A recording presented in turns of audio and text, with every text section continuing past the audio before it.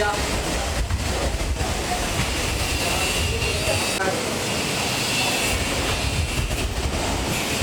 mo muna.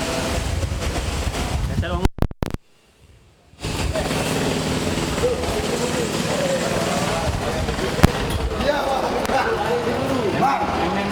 Dia pakai besok pinjaman.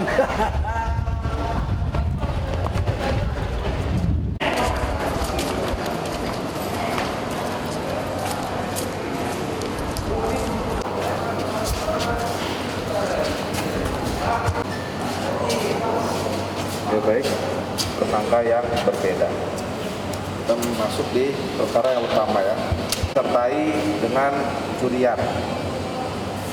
Pada hari Kamis 11 WIB 00 telah dimaklumi untuk Satreskrim dan Kanit PPA. Baik, jadi ini kemudian satu buah obeng, kemudian shutter warna hijau Tosca bermotif warna hitam.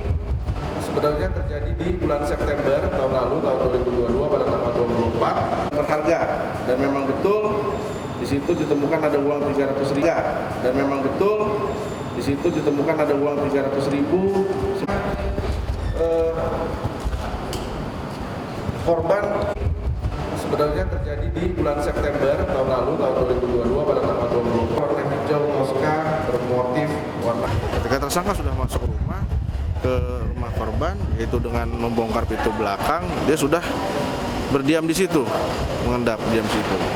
Nah, tiba-tiba tidak sengaja korban keluar karena mendengar ada suara. Korban ke dapur, sekalian dia cuci tangan. Disitulah tersangka melakukan penganiayaan dengan balok, pertama ke belakang kepala, ya. Yang kedua di dada.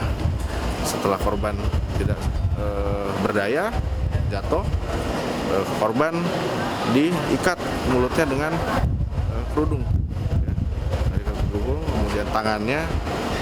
Nah, setelah itu dilakukanlah perkosaan oleh tersangka. Setelah pemerkosaan, tersangka mencari barang-barang berharga, namun yang didapat hanya uang 300.000.